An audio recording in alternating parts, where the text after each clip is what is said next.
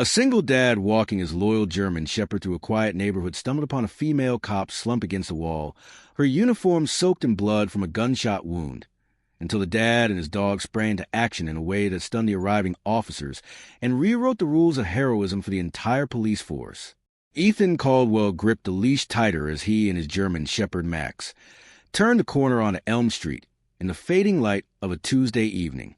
At 35, Ethan was a widower raising his 7-year-old daughter, Lily, alone in their small ranch house on the outskirts of Boise, Idaho. He worked days as a mechanic at a local garage, fixing transmissions and oil leaks, and evenings were for walks with Max, the dog he'd adopted 3 years earlier from a shelter after his wife's car accident left him navigating single parenthood. Max, a 4-year-old with a sleek black and tan coat and ears that perked at the slightest sound, had become more than a pet.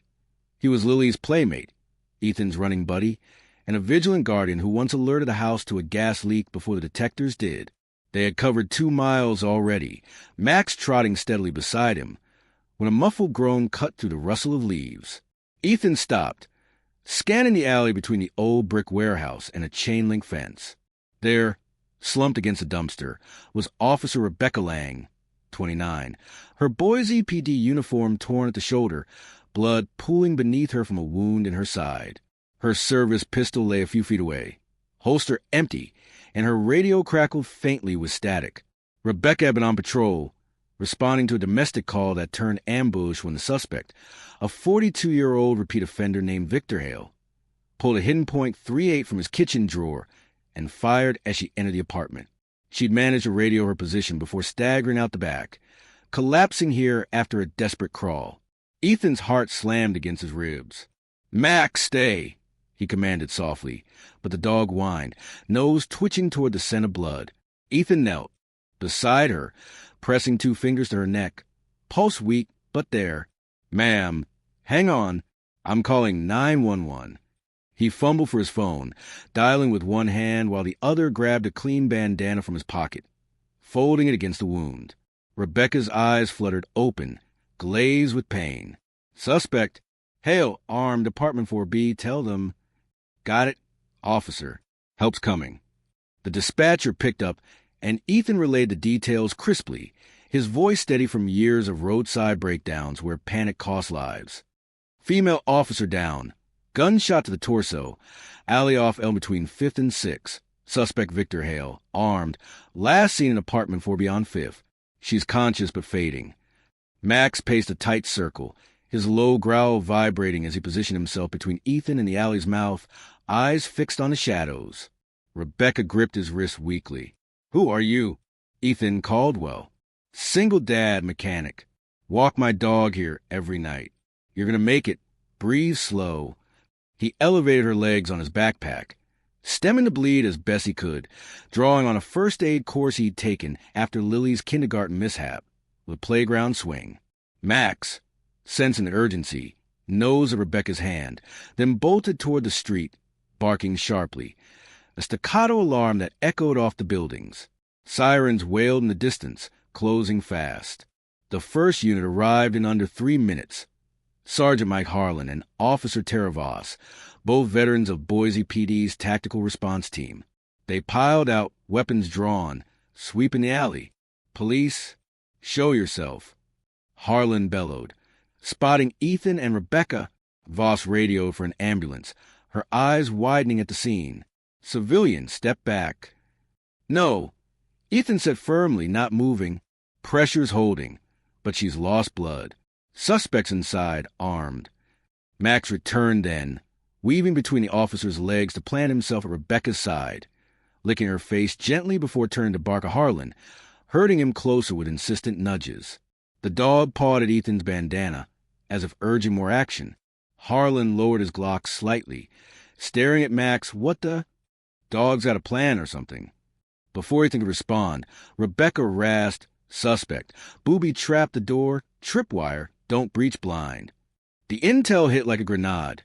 Hale, a former electrician with grudge against law enforcement after custody battle gone south, had rigged the apartment entry with fishing line and a homemade flashbang from online tutorials.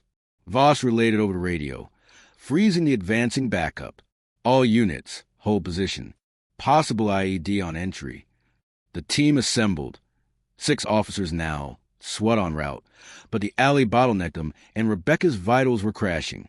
Paramedics couldn't close without securing the scene. Ethan locked eyes with Harlan. I can get her out. Max nosed away, cleared a path already.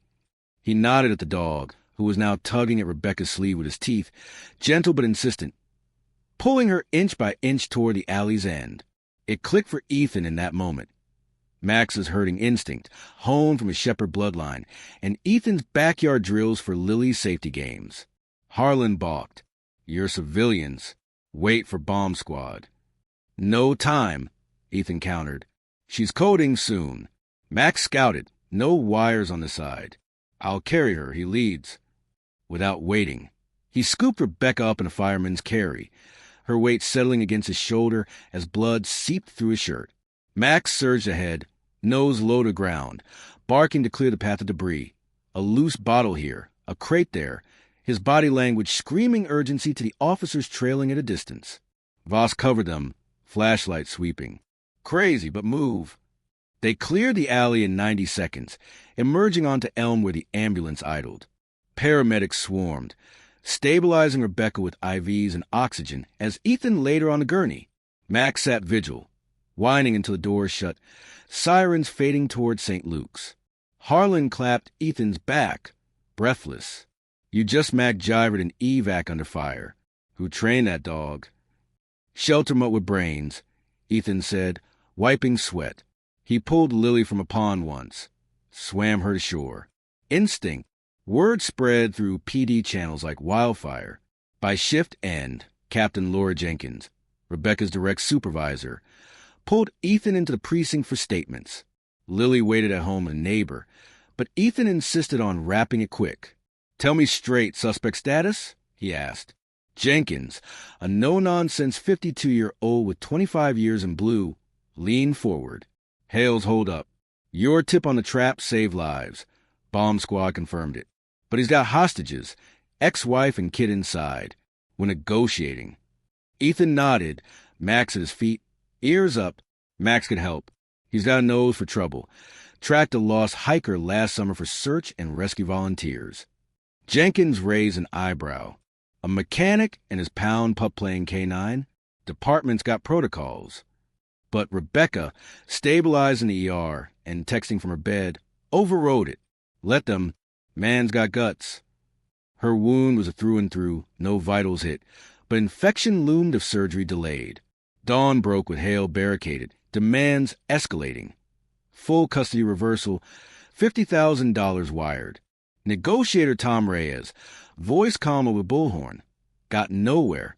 By noon, the kid inside, a 5-year-old named Sophie, cried out, audible on a live feed from a neighbor's ring cam. Hale had zip-tied her mom, ranting about the system screwing him. Jenkins paced a command van, breach in 30 if no break. SWAT geared up, but risk was sky-high. Narrow hallway, potential secondary devices. Ethan, who'd stuck around at Rebecca's insistence, overheard. Max can flush him without a shot. Send the dog in with a toy, distract, locate the kid. Reyes scoffed. Dogs don't negotiate. This one does, Ethan said. Trained him on commands in Spanish, French, even sign language for Lily's deaf aunt. He fetches on cue, ignores threats. He demonstrated. Max retrieved a decoy vest from the van, dodging mock obstacles Voss tossed. Jenkins relented. Harness him. Go time.